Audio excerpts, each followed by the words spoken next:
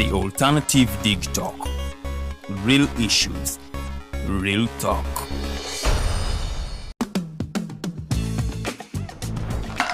Hi, welcome to the Political Dice. MPC Abiofuzi. It's controversial, purely political, well researched, accurate and global. Oyagala bya parliament oba council. Yes, state house oba ghetto. Ani ayuga ku ground. Ani gwe babuze. Okimanyi nga Dr. Kiza Besigye aleesa amaanyi. Olwo fadda bafutoli abateeseemu obuvaazi. Oba yo DP eri kuki? Olwo jeema. Bano ba MKCG bo baddawa. Abo bafuna CDF baamala tebabanja.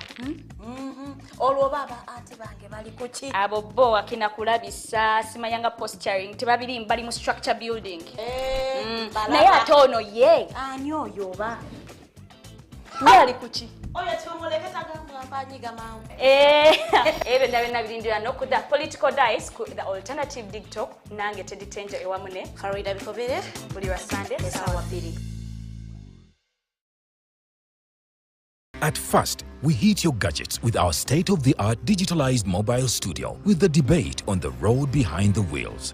Later, we launched our magnificent studios located on Plot 1A, Sewagude Close, Lukulinanganda, Machindye, Kampala, where we bring to you our must-watch shows like The Mighty Drive, Monday to Friday, 8 a.m., Hotline, Mondays, 7 p.m. As for legal matters, Twins at Bar, Tuesdays, 11 a.m., Wednesdays, 6 p.m. is Afro-Caribbean Link, where we connect Africa with the Caribbean.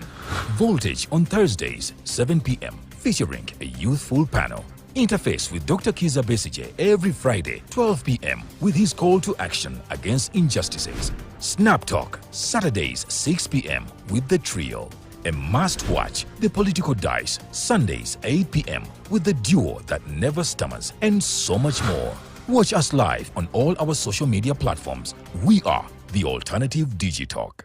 Real issues, real talk.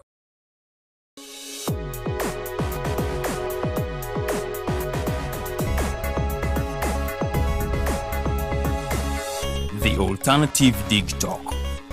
Real issues, real talk.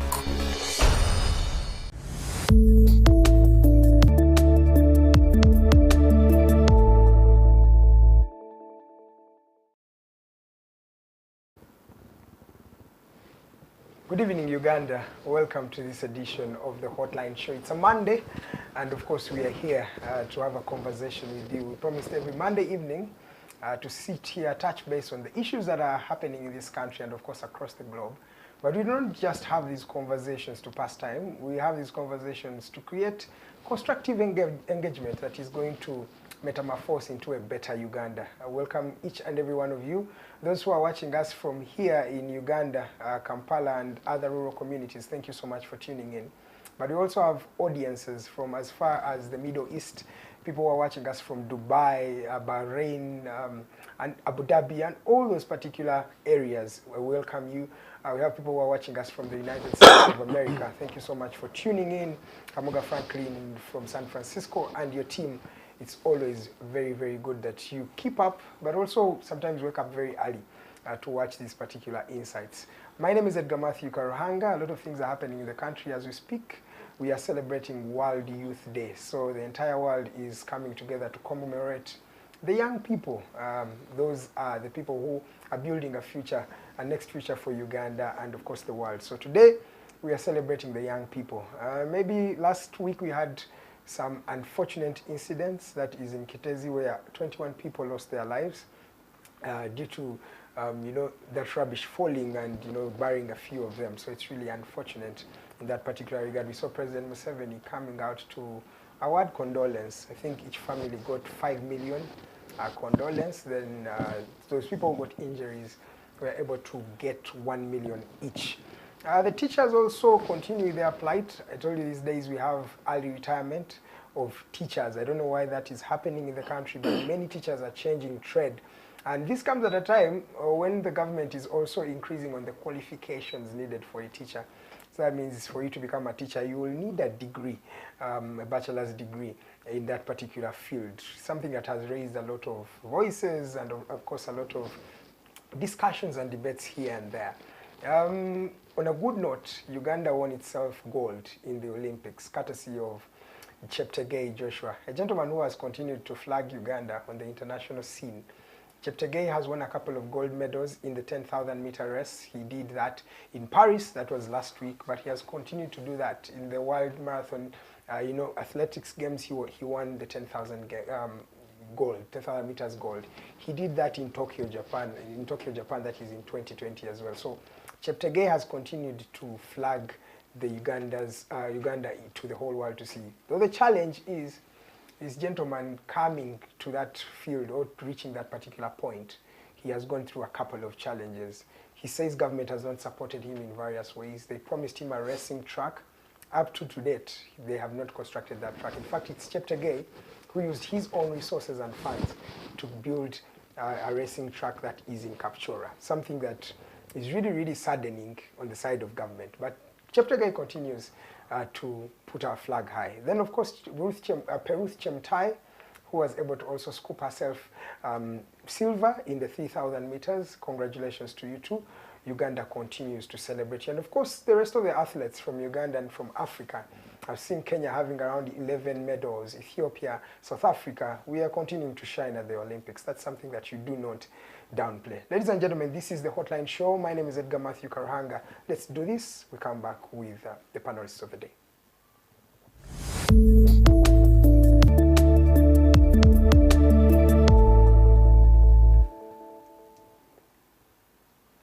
Thank you.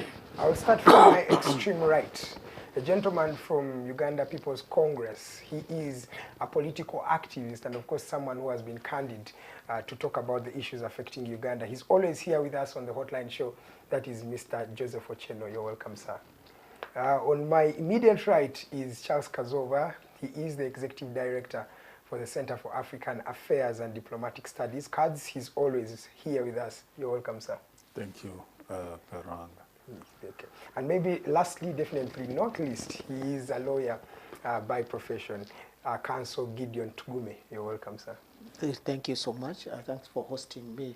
Not only even a lawyer, I'm also a journalist. Wow. Yes, and a financial analyst. I have tried to do everything possible so that I can be able to come and share with you. That's very good. I'll start with you. How was your week? The week was, Uganda, when you ask me how is my week, I don't know what I can tell you because there is no clear week in Uganda. Anytime you are either being buried by the running garbage at Kitezi, if you are living nearby Kitezi. If not, you can be knocked down by the border, those ones who know Kampala. If not, you can fall in the pit, which is not covered in the roads. If not, you can die of hunger. If you don't die of hunger, you can be killed by tear gas or even a live bullet, because there are very many. So there are many issues that can take you in a week. So if you see a week that has gone in Uganda, you really praise the Lord. We actually now made several applications to God that if I come, please, you forgive me all what I've done. So in every day, I don't count myself on earth, because there are many issues that can easily take you by either proxy or directly. So my week has been of such a kind of way. I thank God I'm still alive.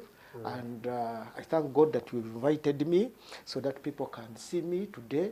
You never know whether tomorrow will be around or not, but at least I have appeared.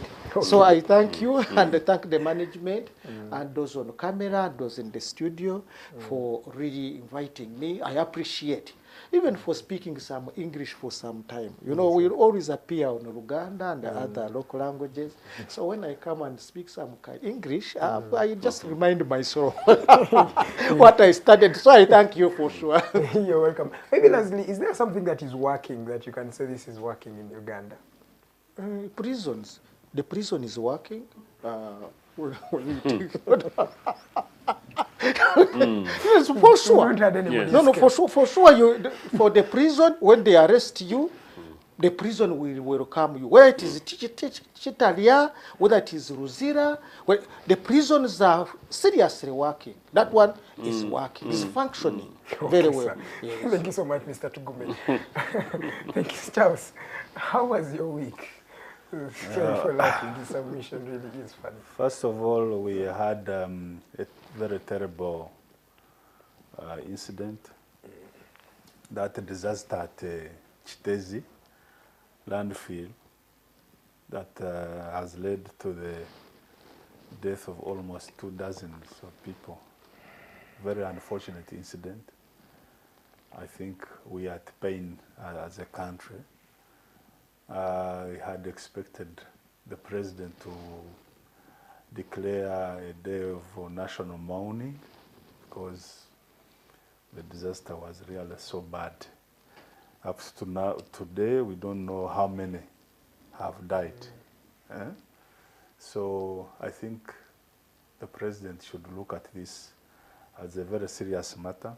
He has not attended to the incident very carefully.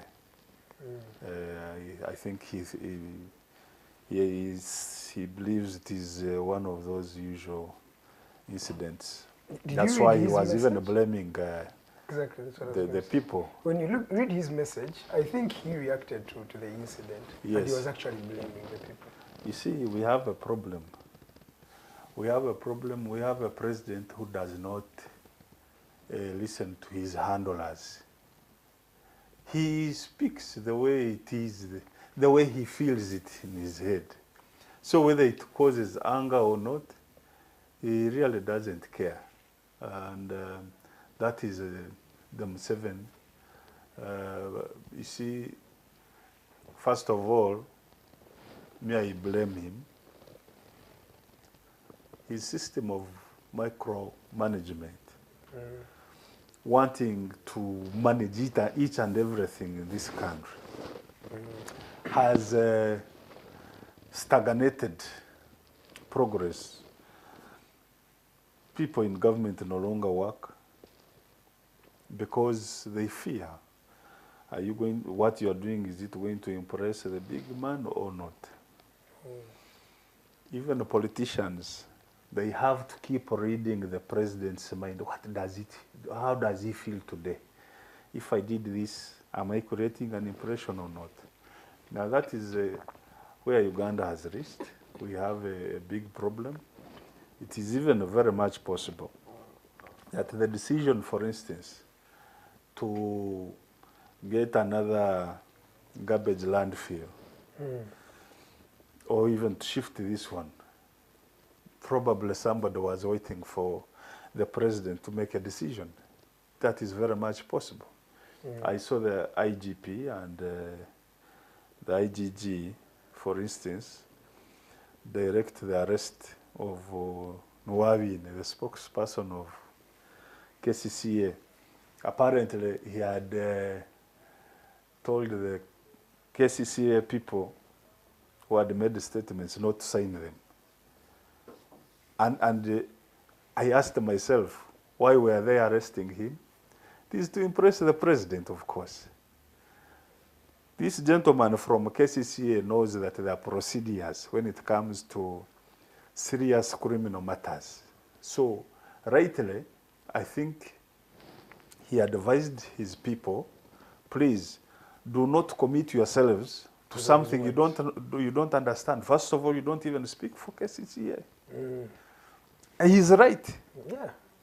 But you can see how the IGP and the IGG swung into action. Hey, it seems you're a criminal. Can you imagine? Everybody is wanting to please the president. And in any case, what was the IGG doing there? We have so many cases. I'm sure they have not even disposed the quota of cases this year. Law enforcement and the rescuers should have been allowed to take to handle that scenario. Incident, So that is the country we are in. We still have a problem that people can no longer work productively, constructively, because they always want first to please the president. Okay. But also in addition, Yes, as you conclude. aside of the Chitezi, You know, today's a Youth Day. So some time back I was pushing for how do youth benefit, especially those coming from university. So last week I engaged somebody from PPDA, and that person told me that they have taken an initiative. Young people can now register companies and bid for work, for contracts, without paying fees. Without? Young people and women are now exempted from paying fees. So, for bidding to win contracts. Government contracts in particular? Or? Uganda, our system is that we all benefit from government. It's not true. That is why you see, when the government spends a month without clearing the budget, everybody is broke. We all get money from government. So our private sector largely depends on the government. That is a good thing. Now, what we have to push for next, we want URA to at least exempt taxes on all new entrants into private sector. Those that formally register, URA should not tax them at least for 5 years. Because we have realized that most companies, most businesses do not celebrate their 5th year. You know what? First Yes. birthday. The reason mainly is in this country. taxes. They are charged as though they have been in business for 10 years. Yet most of these people have come from university. They are new. They have come together and registered an organization. They want to do some small business. Taxes wipe them out. All right. Yeah. No problem. We're going to start from there because we're going to have a conversation on the World International Youth Day. Sir, you're welcome. Your opening remarks.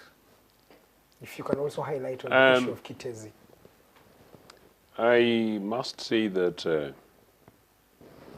I am here because this country enabled the youth and all previous UPC administrations, Yes, sir. starting from independence. And it's simply because of that that Museveni ever knew Uganda beyond Mbarara. But I'm also here because on my one day in primary school, I had the privilege to be a class monitor. And I'm also here because my student youth activism opened Africa and the world for me. And in part because of that, Museveni saw me as a threat in 1987 when they came from the dubious bushes and exiled me. But also because of those exposures, I was able to successfully sustain myself in exile and campaign to return multipartyism to where it is. So I think anything that we do to the youth of our country and this continent, and indeed of this globe, must be seen in that context. Unfortunately, NRA used children in Luweero, taught them bad manners, taught them to kill. Many of them remains permanently traumatized, set terrible precedent. And unfortunately, since then, there is no sign that they necessarily care, except they used them as weapons of war. I think the Kitezi tragedy is terribly shocking. It's a shame. And I think instead of Mr. Museveni coming out to apologize to the people of this country, instead of maybe the minister related to this seeking to resign, and instead of government seeking to mitigate litigation against them, they come out in a very terribly cheeky way, Mr. Museveni, including the patronage thing, of course, for the 5 million shillings. How do you pay for a Ugandan citizen's life with 5 million Uganda shillings? And anybody who's been involved in basic injuries or loss of property, in this case, what is 1 million Uganda shillings going to do to them? Mr. Museveni's breakfast is not 1 million shillings. You know that. Yeah. The guy's breakfast, our money is not 1 million shillings. It's actually possible not try 1 million. You know how much State House spends in a day? 2.8 billion. So those are sad. But of course, while we were away last week, I was in Tororo to participate at an event for 25th year of the cultural institution of Padola. Fantastic event. Cheeky, Mr. Museveni as usual, sent Jessica Lupo, decent lady, to represent him there. And I told this program that the youth of Padola were beaten for merely demanding for the tarmacking of Nagongera Road, which should have been done 35 years ago. It was a 10-year program under the UPC government to be done in 1989 or thereabouts. It hasn't been done to date. Jessica promised that Mr. Museveni knows this on program. That evening, on my way home, I got involved in an accident. I will not go into the details because I just want to make sure that's a subject of litigation, and I'm very serious about it. But it was a very, very, very close, bad accident, thanks to the mess of Mr. Museveni's National Roads Authority. It was a clear negligence. Prior to my accident, 2 other people, 2 border borders had been involved. In fact, I'm told this earlier border was unconscious for 30 minutes. This is rural Uganda, things that don't hit headlines. Yeah, and there are many stories. I spent 3 days working around this because I know I am only one of the few who can seek to try and push this forward. And I want to make that return journey to continue this. So that was the week. But then come in and then say... See, Joseph, you are assuming that we are living in a normal... I know, my brother. You're sympathizing. We are in abnormal times, so some things you just bypass and continue. So instead of sympathizing with me, you're adding salt to injury. No, but no, these things have got to be done. I think Ugandans need to, I get your point, but I think Ugandans need to resolve to challenge this system. I know. Because the extent of impunity is extreme. Exactly. So what just add on Kazooba's submission is that Ugandans have lived in toxicity for a while. That right now, when you do something that is not toxic, you look like you're abnormal. Toxicity is the new normal as we speak today. So when the road is like that, it's actually very normal to Ugandans today. I was speaking to a senior public official, actually related, so not to prejudice the case. This gentleman tells me, a top regional chief, and tells me that, look, these things happen, and there was even a time that these things happened, and we couldn't pass through a road, thanks to the competence of this. And this is a very senior public figure, exactly. Whose statement is quite fairly relevant to this. And I wonder, I have discussed these things, and I ever met a minister related to transport, and told him about some of these issues. And he said to me, oh, Joseph, you know these people, you are people, they're just interested in money. And so you're the minister responsible. So if you can sound so helpless and you tell me about our people, so in whose hands are we? Just like you see Comrade Museveni in his statement. So if you're a sensible government, if you're a government at all accountable, how don't you know that this mess was pending a tragedy? As I understand it, this was a tragedy that ought to have been resolved 16 years ago.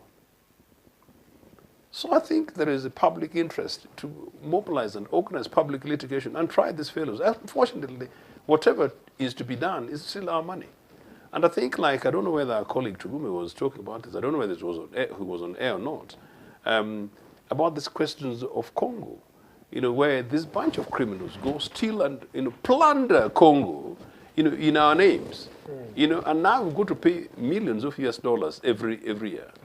And we don't know a Ugandan citizen amongst the NRA bunch. We don't know any who's being held to account to say that at least maybe they should make a contribution, a meaningful contribution towards that. Even if maybe for argument's sake, maybe 10 million shillings every month. towards that. Because if you stole, please pay back. Precisely, and they're walking scot-free. So I don't know, consider the topic of today, I don't know what we're going to do, but something ought to be done. So I linked the youth thing with this, that really the future of this continent, the future of this country, are young people. But then if you see the extent of impunity, it's extraordinary. That evening, at the start of the incident, nearly 30 people, the young people came about. In the conversations with them then, and the following morning when I was looking for witnesses, you find, you guys, you find tens upon tens of young people in trading centers. They call these days called the mini centers, my language, and these are lost generation, lost children in their tens of thousands and hundreds of thousands and millions. And discussing statistics here, how impressive it will be to, oh, they're involved in business, or they're involved in saving groups. So the perception that Uganda is actively working, no, it's a few people who are working. So it's extraordinary. So it's very, very dangerous. I don't know where to go. But anyway, here we are. I wanted to yeah, sure. Just a minute. Supplement on the Chitezi thing. Oh no, that is on the positive side. Yes, we are very bitter. And we should also be bitter with ourselves as citizens. That garbage there emits methane gas.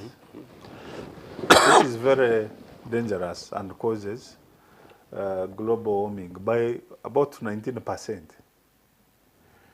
So even before this disaster, there has been disaster ongoing, only that it is so scientific that most people did not know. So the only option now available, it is not really to shift to another landfill. And I think some people have rejected it in Mukono. There's also an Nkom, by the way, yes, no, it should not go there. We should utilize the existing technology and convert that into fertilizer and energy. And energy. I was coming because to that. Almost 90% of that is organic. So, okay. Please conclude. So then in conclusion, I think I'll not refer to the other because of time. I think I'll just link up to this and say, look, extraordinarily, one of the reasons why Museveni has never impressed me is because he told us a lie. Mr. Museveni told us a lie in Mwiri in 1980 during the election campaigns that when you showed us where cow dung comes from, so you claimed you had a clue and that if you ever came to power, you would turn cow dung into energy. So now what's happening in Kiteza? So where are you, Comrade Kaguta Museveni? Okay. Do you get it? I get you. So really, it's not about transfer of this. In contemporary technology, it would be exactly as my brother here said. So when I was referring to the ministers involved, what do these guys get paid for, if not to think on our behalf?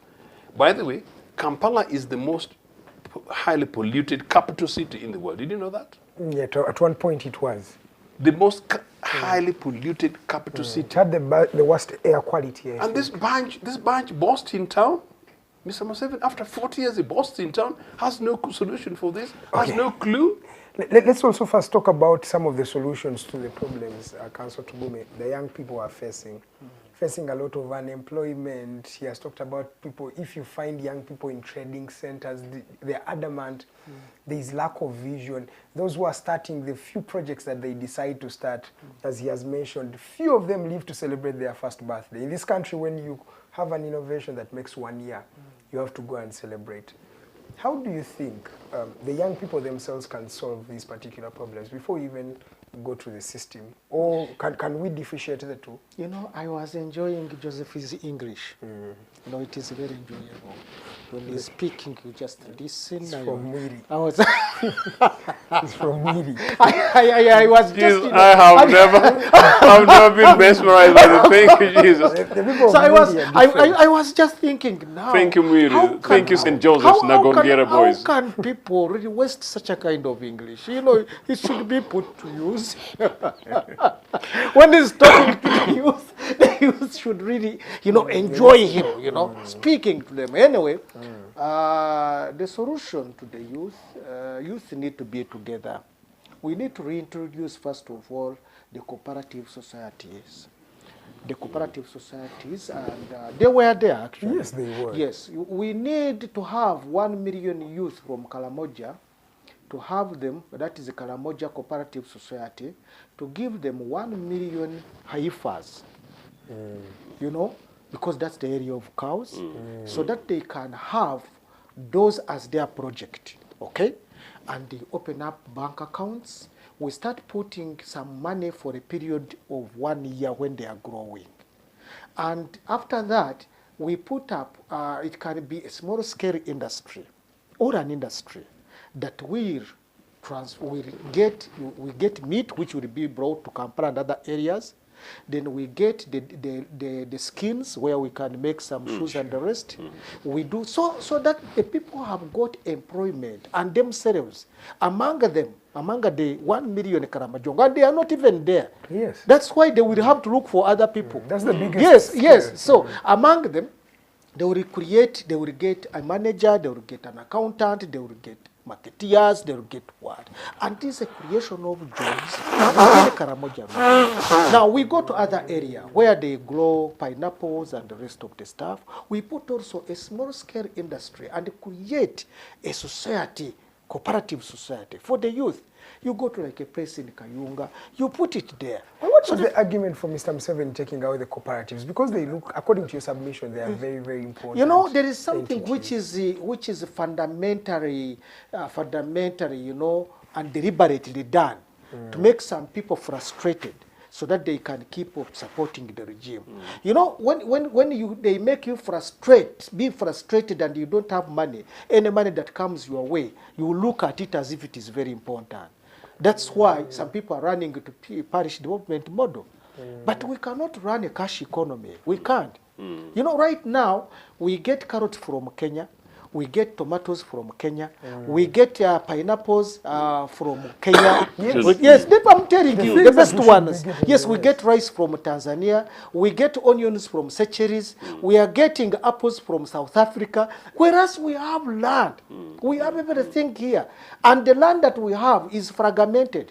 The government has not planned to have land for the youth. You know, land is a factor of production. Yes. Without land, you can't do, it is a factor of production. You can't do much. So people need to be, you know, brought up into cooperative societies. Then we build industries or small scale industries in the areas of operation within that area. If we can do that, we can create over 20 million jobs in Uganda. I calculated recently. We have land which is free. Our land of the government land, the one for UNRWA, it is just there. There is a fund which is environmental national. It is the International Environmental Fund, the one that supports, you know, planting of trees. If you can plant trees besides the roads, from here to Arua, from here to Gulu, from here to Kisoro, you can employ more than 2 million youth and women doing that work of planting trees. You have those who are in nursery, you have those ones who are planting, and the money is available. But we don't have planners. That's the problem with Uganda. They have given you parish development model funds. You know, let me tell you, the parish development model, 100 million per parish is like nothing. You are giving 1 million to a person whose problems and debts are more than 5 million. The moment you bring 1 million, it had already been taken. I'm telling you, people are borrowing from anything because they need to survive. Yes. School fees has increased. Food has increased. It is only in Uganda where you have a 50,000 note. Only in Uganda. Go around the world. Even Zimbabwe no longer has such a kind of money. No. The economy has completely gone down. Everything is up, is higher.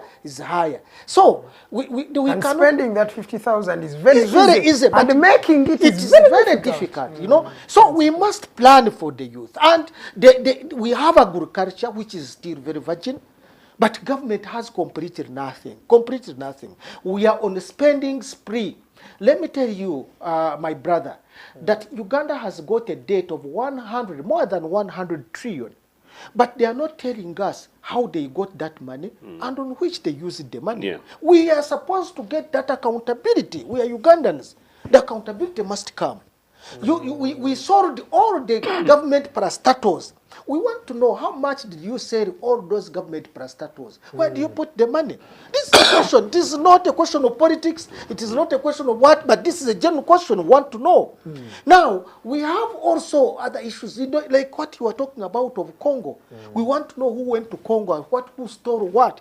And where did they put that money? So that we can know the people that can be held responsible. This country needs resources. We can't run the country without resources.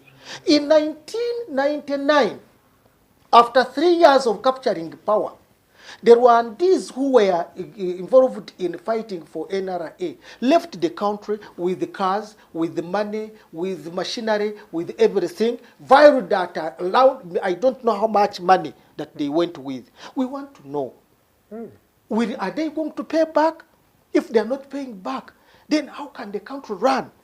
With the resources being taken by another country, which is now proudly saying that for them they are developing at 8.3% per annum. Yes, they are the fastest growing economy. These are the things we're asking.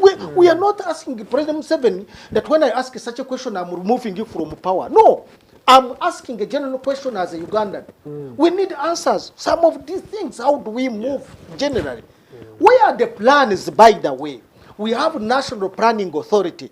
There is NDP3. Isn't that the one we're following now? Show us. What did you plan for Chitezi? What had you planned, you know, nearby Chitezi? What had you planned? Because we do expect that if you had put a factory that produces electricity, that produces charcoal, that produces everything, that wouldn't have happened. Because in other countries where you go every day, flying out of the country, you would have learned that in other countries they don't heap dust to that extent. No, they use it for electricity, they use it for producing charcoal, and people who are surrounding those areas are working in those factories. And fertilizers. Yeah, and fertilizers. What did you do? We need those plans. Where are they?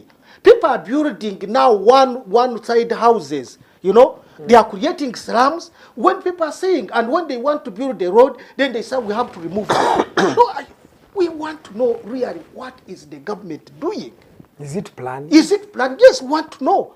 There is a National Housing and Construction Corporation. They have never built even a single room, one-roomed house for a Ugandan. For the last 38 years that NRM has been in the power. But they have a budget. They have every year, and nobody asks, where do you put your budget? When Tugume asks, then his body should be killed. You know, these are the things we are asking. Okay. Can you please tell us? Because this is our country. So the youth can get, Uganda has the capacity of employing more than 30 million people. We can even get other people from India to come and work for us.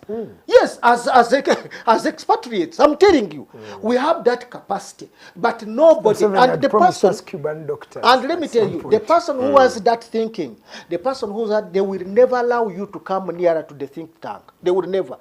You cannot be appointed anywhere. They will keep on appointing themselves. They appoint their brothers. They appoint their sons, who are not even, who don't even have any knowledge and about and a few in laws. Yes. Now look at this one. We get from gold, like only Kasanda district, we get 3.5 billion a day in Kasanda's gold, but has never $1 million. Yes, but has never appeared in the budget. You can't see it.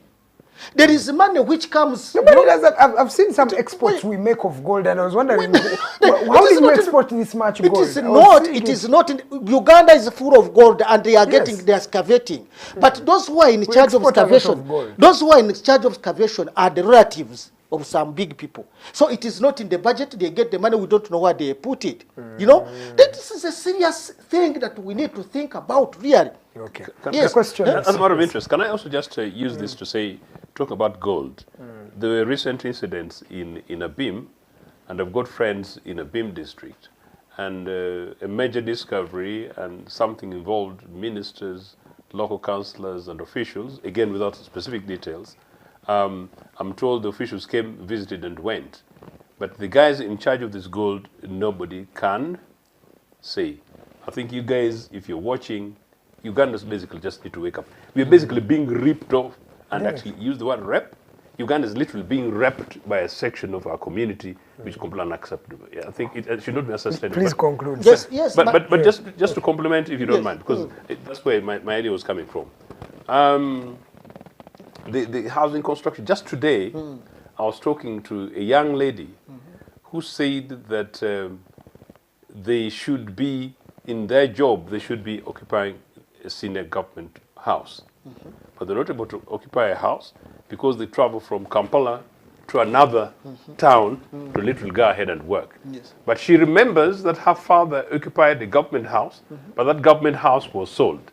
And it was sold to a people who none of us know whom it was sold. None of us know how much it was sold. In any case, we no longer know why it was sold. So these, in link to some of the issues that you're raising, are questions that must be asked. Yes. Now, As you conclude, sir. yes, as I conclude, when I came to Kampala in 1990, I found in some places in Kororo was occupied by mostly Achoris and those people. How did they leave Kororo? How, you know, we're asking ourselves really that there are some people who have been deprived of their property and they have nowhere to report to. The systems in the court is completely dead. People are being chased away from their land, you know, and the land is being given to people who are just grazing cows. You cannot move people from a certain land, the whole village, and you bring cows and put their cows. Ugandans must live somewhere. Ugandans must have something to start with. So we are lacking a serious, you know, I don't know, because if I say this, they will come and arrest me here. No. So let me just leave. I'm telling you, we are lacking a serious person to lead this country. Even for only 10 years, Uganda can change completely. Felix, can change completely. Now, the youth Yes, have sir. the opportunity to get jobs, and they have to wait. Of course, I don't know whether they will be still youth by the time we come to power, but they have to wait. And Okay. I'm sorry. I'm not being rude. I'm not being. You know what? The point Tugume has made. If anybody comes to arrest you, please report them to my number. Number one. Number two, we don't need actually 10 years to reorganize this country. There is actually this saying going on around town that Uganda may never change and Uganda will take us 100 years. Actually, I reject that. No. I was actually with my mechanic not so long ago, and we're having a conversation in Kampala. He's a citizen of Uganda from Kampala, fantastic engineer. You know what? This country is so blessed. yeah. All this country terribly, badly needs and urgently needs is leadership. Exactly. We just need this ordinary bunch to retire quickly. Yes, sir. In 8 years after independence, UPC transformed this country. Transformed this country, number one. Number two, after Idi Amin, in 4.5 years, even with NRA throwing bombs at Kampala, between 1981 January and 1985, we transformed this country. We created schools, created hospitals, organized structures, agriculture, cooperative. We did it. This country, just one parliamentary term. Just one parliamentary, and that's why they give it a period of 5 years. Some countries only 4 years.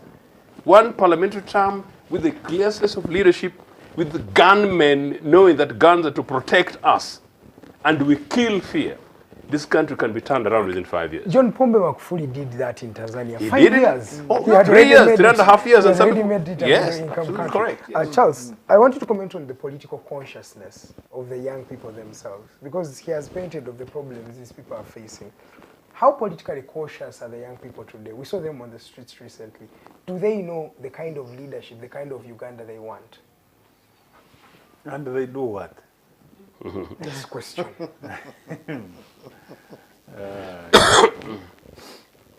For 3 years, I've been helping some young lady. She's a graduate of midwifery. She came up with an innovation of pads that detect a woman who has given birth is overbleeding, and therefore, once that is detected, that woman is supposed to seek medical care. We have really moved with her to all offices. Good project. In our calculation and our estimation, this is something that would employ about 100 youth and could bring in hundreds of millions of money. But several people that we met in government, they're thinking of something else. They're not here. They don't even care, really. They don't. They don't. And it is very frustrating for the young people that innovation is killed because of our systems. We have, I don't necessarily only blame President Museveni as an individual and his people, but the system also is not good. It's their system. It is a system that is very exploitative. It exploits the wananchi. In capitalism, it is only a few that are supposed to benefit, and the majority are supposed to work for those few. This is what we are observing. The only new dimension is that these few are actually not working. They are stealing. That is the very unfortunate part. So you have to deal with the system. You have to overhaul the system. Even politically, you have to overhaul this abused liberal democracy. You have to overhaul it. President Kagame practices what they call consensual governance. You agree on certain things as political actors. It does not appear to be bad. It is working. You can disagree on others, but you must have an agreeable agenda for your country. All political actors. The common ground. Yes. So if you've agreed that this is how we are going to handle development, that's how you handle it. If you agree that, for instance, there is going to be free medical care, free education, you all have to agree that you are working for your country. You can disagree on others, on the human race and other stuff. But our system here is, it has been abused, it has been manipulated as expected, because, of course, President Museveni wants to remain in power, and he has to do whatever he wants to do. However, can the youth do something? Let's start from there, because that was the very main question. You gave it a very good preamble. Let's go for a short commercial break. When we come back, I'll start with Charles Kazooba, the youth themselves, the political consciousness of these young people. How can they use it to their benefit? But are they actually politically cautious as we speak? My name is Edgar.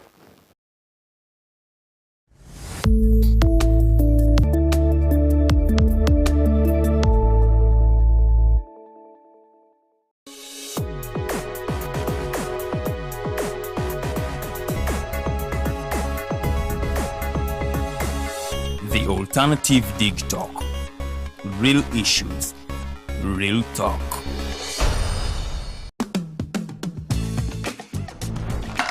Hi, welcome to the Political Dice. MPC y'ebyobufuzi. It's controversial, Purely political, well researched, accurate and global. Oyagala bya parliament oba council. ya state house oba ghetto. Ani ayugayuga ku ground. Ani gwe babuze. Okimanyi nga Dr. Kiza Besigye aleese amaanyi. Olwofadda bafutoli abateeseemu obuvaazi. Oba yo DP eri kuki? Olwojema. Bano ba MKCG bo baddawa. Abo bafuna CDF baamala tebabanja. Olwo baba ate bange bali kuki? Abo bo akina kulabisa simayanga posturing tebabiri bali mu structure building. Naye ate ono ye. Ani oyo oba? Yali kuchi. Oyo tumuleketa gamwanyiga mangu. Ebe na birindira no ku the political dice ku the alternative TikTok nange teditenja ewamune. Karida bikobere Buli wa Sunday sawa 2. Hey Teddy, have you noticed how little attention science and health issues get in the media? Totally. Edgar, yet science information is very important. Yeah, for sure. That's why the Health Journalists Network is here. How can they help? They are a group of journalists dedicated to advancing public understanding of healthcare issues through impactful reporting on health and science. Oh, really? Yes, they meet up every month with scientists and researchers, policymakers, and activists at the science media cafes. They then relay what they discuss to the public. Does that benefit us? Oh yes, very much so. This helps with health and science literacy for a healthy Ugandan society. Okay. I love getting informed about science and health issues. Health information makes all the difference between life and death. I'll look them up and engage them. That's great. They are based all over the country. Oh, okay. That's interesting, and they should be making real impact. They are empowering health communities through journalism. Journalists can save lives just like doctors. At first, we hit your gadgets with our state-of-the-art digitalized mobile studio with the debate on the road behind the wheels. Later, we launched our magnificent studios located on Plot 1A, Sewagude Close, Lukulinanganda, Machindye, Kampala, where we bring to you our must-watch shows like The Mighty Drive, Monday to Friday, 8 a.m., Hotline, Mondays, 7 p.m. As for legal matters, Twins at Bar, Tuesdays, 11 a.m., Wednesdays, 6 p.m. is Afro-Caribbean Link, where we connect Africa with the Caribbean. Voltage on Thursdays, 7 p.m., featuring a youthful panel. Interface with Dr. Kiza Besije every Friday, 12 p.m. with his call to action against injustices. Snap Talk, Saturdays, 6 p.m. with the trio. A must-watch, The Political Dice, Sundays, 8 p.m. with the duo that never stammers, and so much more. Watch us live on all our social media platforms. We are the Alternative Digitalk. Real issues, real talk. Hi, Rogers. Can I ask you something?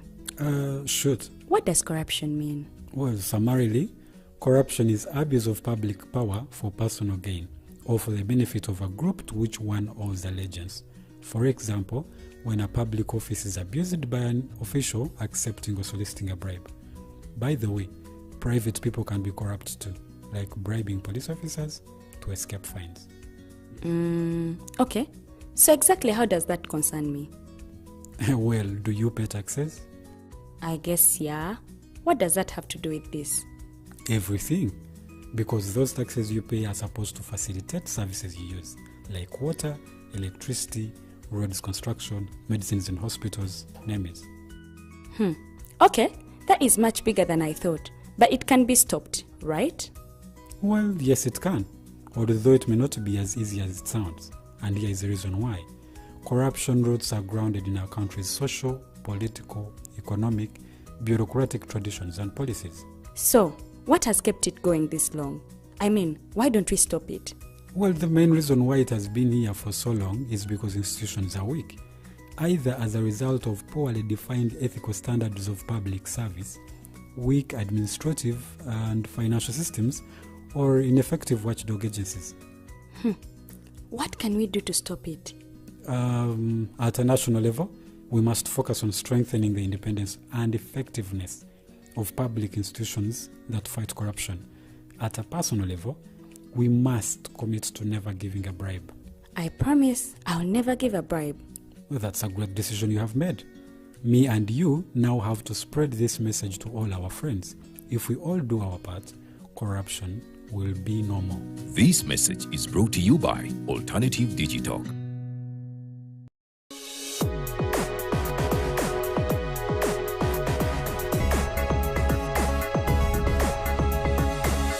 The Alternative Digitalk. Real issues, real talk.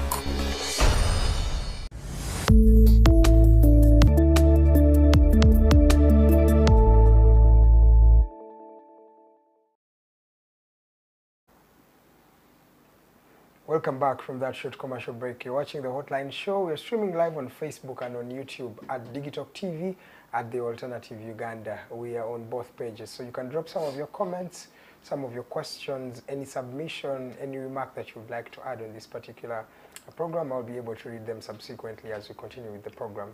I was still with Charles Kazooba. You're still elaborating. Charles, in 2 minutes, please highlight on the political consciousness of young people and maybe how can they be more impactful.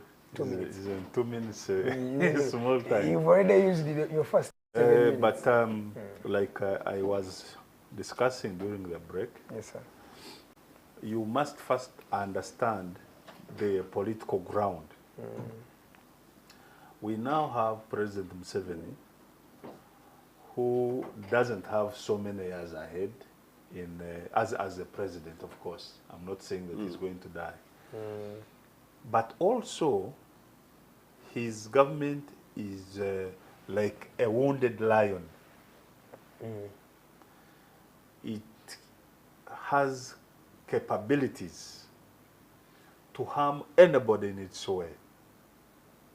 Now, for the young people, in such a situation, number one is survival. How do you survive today so that you can live better tomorrow? That is a fact.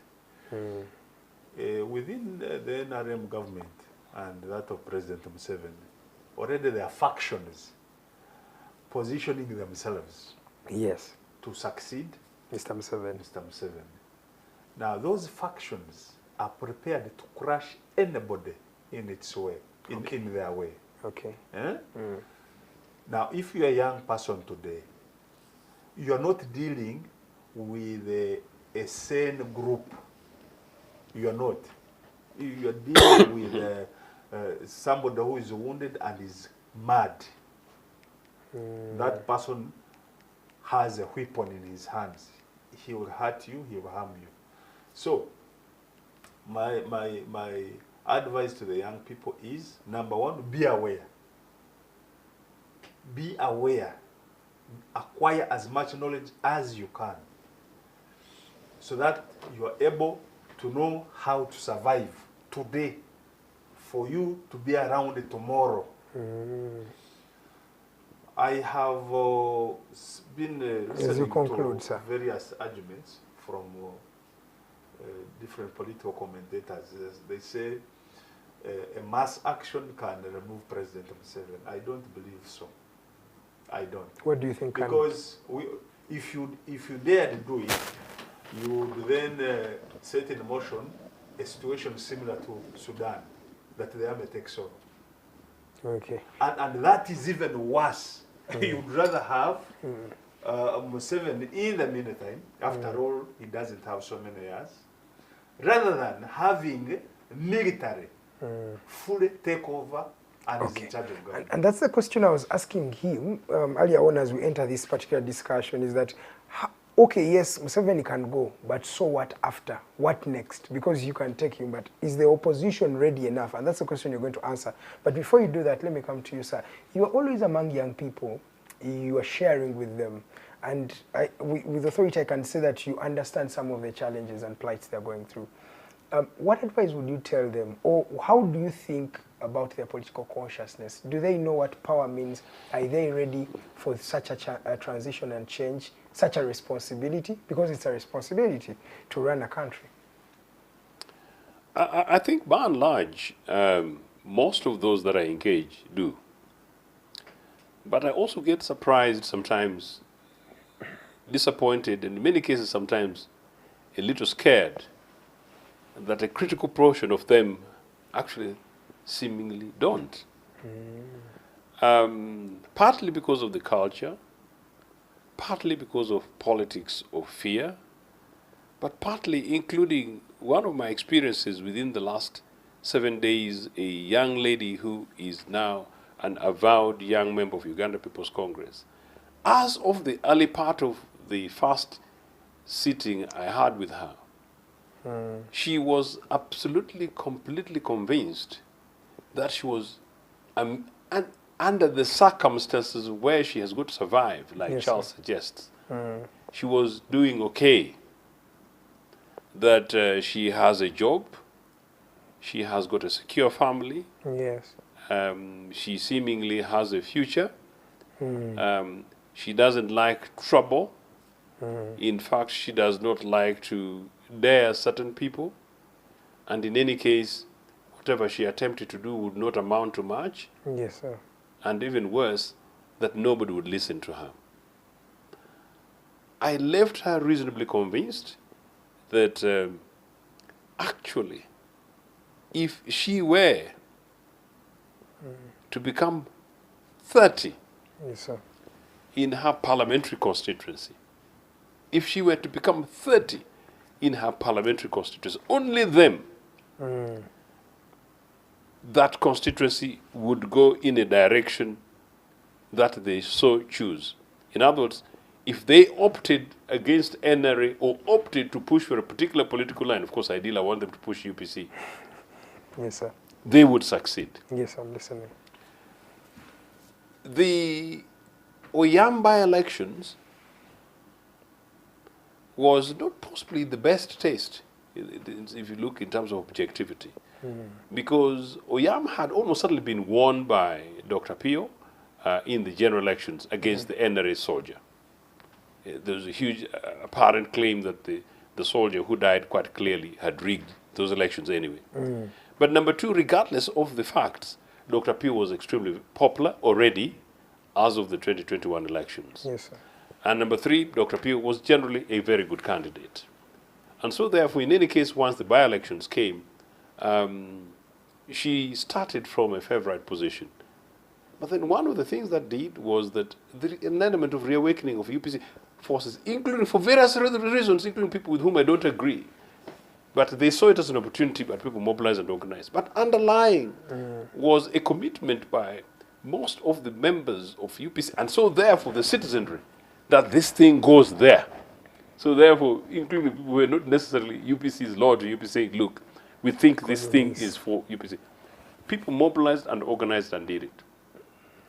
Further, in Dokolo, in which I participated, that was a move in which anything NRA could try. And I don't know how much I should say. I have information that NRA at the top pushed a certain security line in Dokolo, and they were advised by their own very senior people around those centers that this one here is not pushable. And so, people power is real power. Our challenge is organization. Our challenge is leadership generally. But I don't want to miss one important point that Charles makes, which is basically a very common thing I do with young people. And that is really the fact that young people must continuously seek to learn, continuously seek to grow, continuously seek to be relevant, continuously seek to be exemplary leaders amongst themselves. That really young people as individuals, and also therefore as cumulatively as a group of young people, eventually that is where leadership of young people is going to emerge.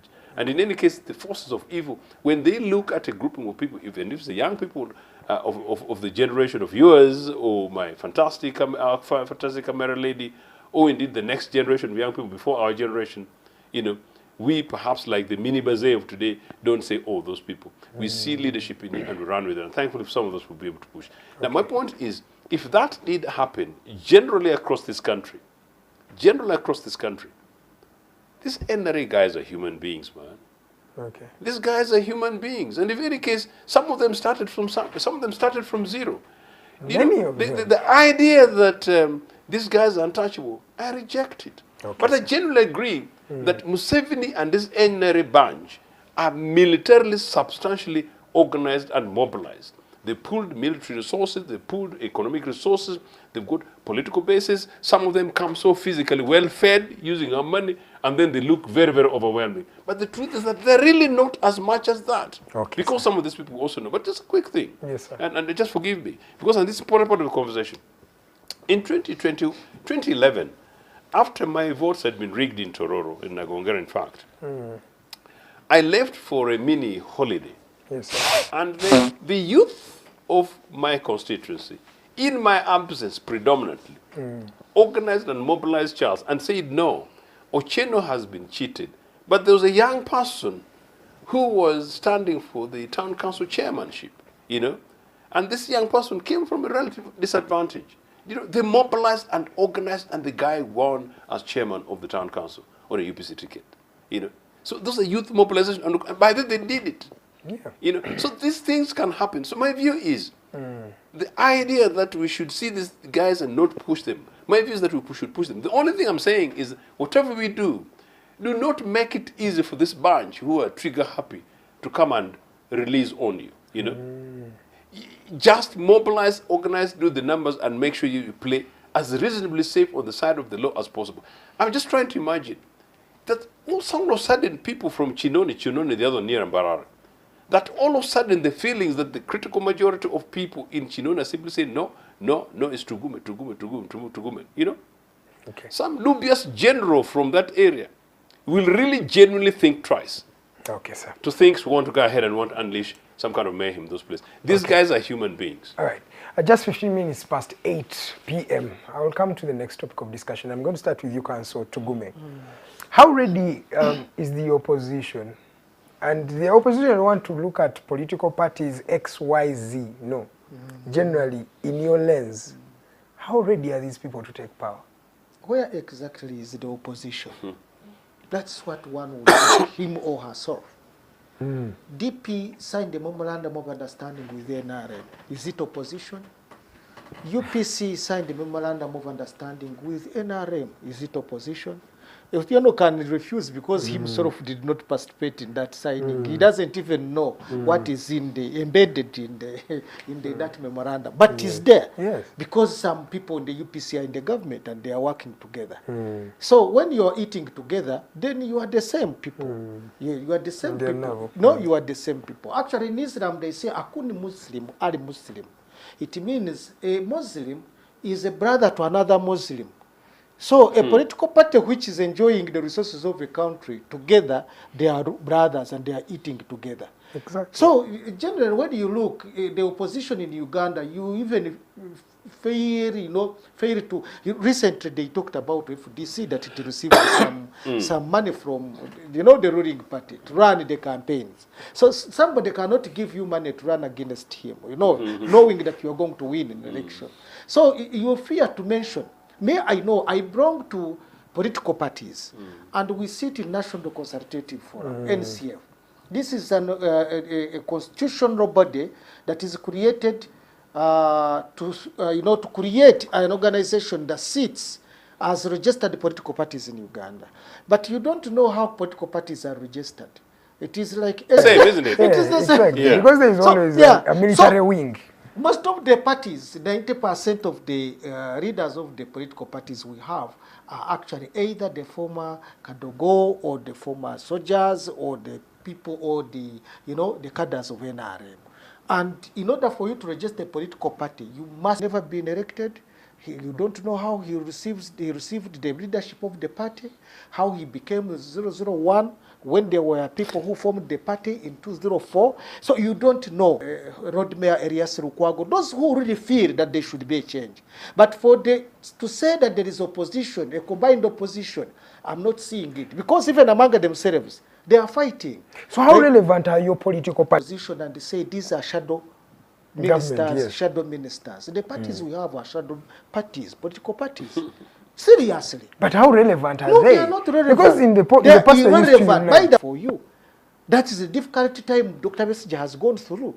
When they had charges of rape, defilement, and what, knowing that these are flimsy charges. But they brought. And they have to do with even other political parties. They cannot sit together and form a formidable opposition group. They will never do that. You remember when they started, how was it called? TDA. Separate. It will be cutting between the FDC, Najana Nkumbi, and the other. So there is. So why are we talking about elections of 2026? No, it is nothing. Nothing. Those who want to go there, they can go. Nothing. Shobia, he failed in the primaries in Kajara. Commissioner Award, he failed in the primaries in his area, in Choga. Then there is Amurot, I think space. Even to declare anybody, that one you know. In all districts, there are registrars at the districts. How did they go? How did they get the jobs? Who are there? Do you know? He went to the bush and fought until he had to come and change the government. Okay. So for us, we are so patient. Let me so come to Charles. with this man. Let me come to Charles. Just as Charles concluded. Those who died in the Kasese, how many are they? Over How did they 300. die? How about those who were burnt in Mukura, in Soroti? How many those who died in Baronyo? People have been dying. Ugandans that in 2026 they should go and carry out a vote. Do you agree with voting processes in this country? Are you in line with the Mission 2026? To see another day for you to have a sane discussion. Now, first of all, posture as opposition parties, they're actually an extension of the NRA. There's a difference. That's everywhere. So if you're going to fight it, how do you define it? Where is it? Where? Because it is in fight it, you must define, you must map it out. Where it is. But you can't see it, rather. For the benefit of the viewers, if we did a sample survey here, and we are not on camera, it is possible that you find about 4 or 3 are part of that NRA system. That is a fact. That is the truth. Now, I have also told you that what is going to emerge as actual position are the internal contradictions within the NRM. You've always said that the real opposition is in NRM. Yes, it is within there. Those internal contradictions. And how do they emerge? Because, like I've told you, there are factions. There are those who are saying, for instance, there are factions. There are those who are saying, for instance, that after President Museveni,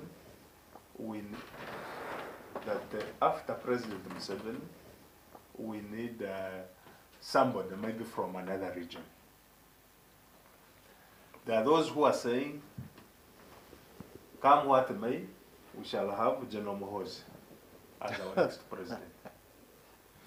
Now, there are those who are saying, we would rather negotiate with somebody like Dr. Besigye.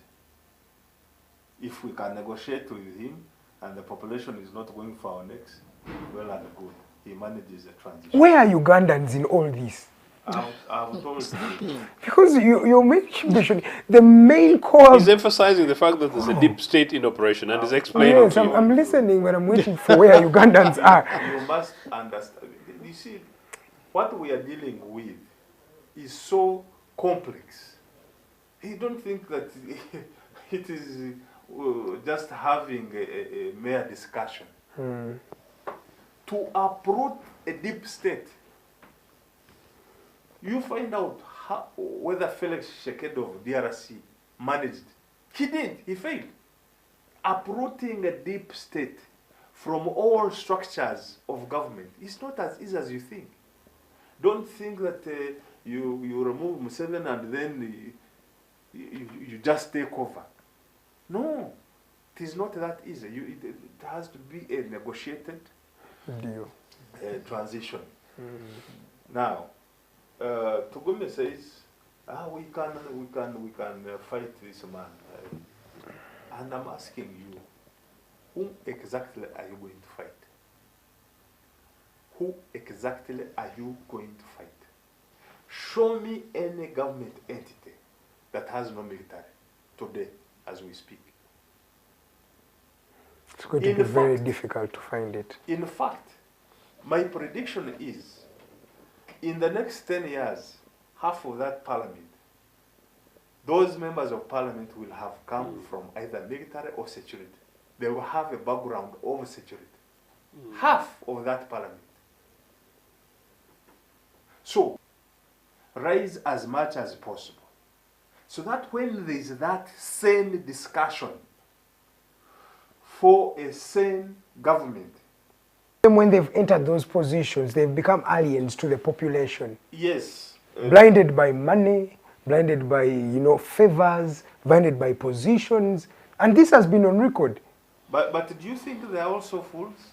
I highly doubt. No, let me just give him an information. Please do. In the last elections, General Sare sponsored 15 members of parliament who came as NUP.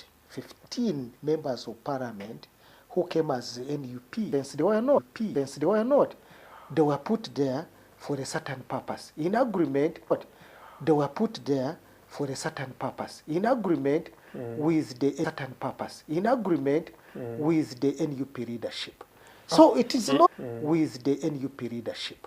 So it is not the preparation. That's a very big. Not the preparation. That's a very big accusation you're making. No. I'm a lawyer. The Elias accusation you're making. No. I'm a lawyer. The Elias Yes. together Yes, with they- NUP they- yes, together yes, with they- NUP they leadership sat and General agreed. Sale. Yes, they agreed that we are going to support them. We want 15. He actually wanted more than those, and the money exchanged. He actually wanted more than those, and the money exchanged hands.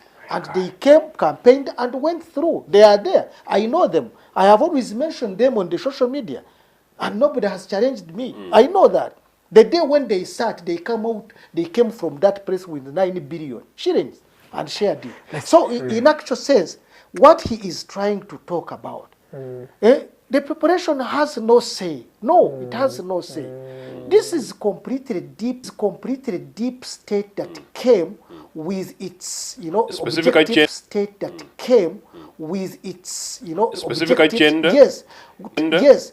To rule the country for 50 years, Yeah. even more. Yeah. To rule the country for Yeah. 50 years, Yeah. even more. Yeah. Yes, because now for us we are 50. By the time we don't come up, for us we are 50. By the time we don't come up right now, these people will just, when Museveni comes back and rules again, these people will just, when Museveni comes back and rules again 10. A headless, structureless force. A headless, structureless force. Because you're not dealing with anybody. Headless being structured. Because you're not dealing with anybody. Headless being structureless. That you cannot define the organization you are. Fighting. That you cannot define the organization you are. Fighting. You're fighting. Now, for Ugandans to reach that level, they need a lot of political consciousness. Which right now, everybody is looking for money. It doesn't exist. Nobody has time to Yes. understand. Everybody is looking for money. It doesn't exist. Nobody has time to Yes. understand. So to reach that level, it's not easy. You must have very well-grounded people that understand the political dynamics of this country, and then to give a direction. Okay. Optimistic about UPC being able to take power in this country and lead again. But they paint a picture that this cannot happen. What do you think? Not that it cannot happen. Of course, the jury's out. Possibly some of them for their chauvinist agenda. I think I need to put that on the record. But beyond that, here's where we are. So obviously in exile, the Secretary General of the party was in exile. Obote already knew how much Museveni had already gone to try and coerce people. And Obote suggested that he was going to create a collective president, in fact, with Mr. Museveni and other people. You know that Cecilia left, and that in part contributed to some of the challenges of the party we had. Then after that, Dr. Rwanyarere came. Rwanyarere did quite well, but there was a huge amount of attempt to play around with us, and it's not surprising that maybe by today we have some of our leaders who've been taken. So Mr. Museveni does that. But that also said, it's Obote also who said that Museveni knows that the best way to kill a snake is to cut off its head. No, actually, maybe all of us are hinting, and we don't want to give this man too much, free intelligence. No, we basically need genuine, organized political leadership in this country, whatever form it takes, from organized political parties, whether individual UPC and others. But political leadership is required in this country, including from colleagues like Charles, who are substantially political, but they may not necessarily belong to political parties, or particular individual political parties, but who say this country is in a mess. We need to say no to Mr. Museveni and his hegemonic agenda of 50 years. We need to dismantle it. So the leadership is a thought, is a strategy. Part of what I have attempted to do, and I don't want to say too much, is also to recognize that one of the things you don't want to do is to line up, some of your ideas, some of your key lieutenants, because Museveni knows and likes to capture this. But I just believe strongly that this man Museveni came from wherever he came and found himself at State House. Surely, there is nothing special about Mr. Museveni that Tugume doesn't have, that Charles doesn't have, that you don't have. There's nothing. So the majority of young Ugandans in this country, what is it that is so specifically special about Mr. Museveni? That in a free and open way, when we disorganize, the fear, and we disorganize the hate politics, and we disorganize the desire for me, myself, and I, we can't do something. But yeah, please. Museveni's strength, his biggest strength, is that he pays a lot of attention to his battle. A lot of attention. And he will create different scenarios to make sure aspiring politicians and other politicians is that we divide our time between... a lesson for leaders and Ugandans who are concerned out there, including for ourselves, because actually take some key points from here. We just need to be slightly much more consciously organized. But for me, I genuinely believe that Ugandans just need to wake up and accept, as Tugume said, that whatever we have is not sustainable, and resolve that we need to change it. How we and where we start, I think, is the point of contention. But anyway. There's something you wanted to submit. Yes, I was just trying to tell him that, when change comes, it can always come. King Solomon had been removed 20 years when God was preparing King David to come in. So this thing of saying so and so, who is the opposition, who is what? No, God is preparing somebody if we go to that line of God. Yes, Museveni could be removed, but still in power. Because when King Solomon was... King Saul, you mean? Yes. Saul. It's Saul. Well, when he had been removed, he started doing the things that now President Museveni is doing. He started killing people, he started doing, which is ungodly. And David was being prepared until he came and took over power. So I believe generally that there is someone being prepared. I don't know who is who, but somebody could be somewhere there being prepared. Could be Ochieno here. Yes. No, we are for a mission, by the way. And we shall not rest until President Museveni is removed from power. And he's seeing it himself. We shall not ourselves, but our mission and our conclusion shall be that the man is removed from power, then we bring Uganda back to the people. And unfortunately, most of them are young Ugandans who really don't know much other. So we've really disadvantaged them with terms of leadership and focus. Is that no, people need a direction. Let me ask you, he was using arms. Sir, how do we forge a unity? Because Uganda feels like it is divided. There are many people who don't identify with other people. Uganda is terribly divided. It's the brethren, people who know one another from a distance. We hug and we want to hug more, want to carry one another as brethren, going forward together. We have a common agenda. This lawyer, 39-year-old doctor, 33-year-old accountant thinks that because they're posh in some cushion corner of a property in Kampala occupied by a dubious foreign bank, they think they're in charge and they've got things preparing to become parents. So in any case, which school are their children going to go to? So the sooner they actually seek to claim back the Republic of Uganda, which is possible anyway, the better for all of us. The better. Wow, thank you. These young people like transport refund, so... you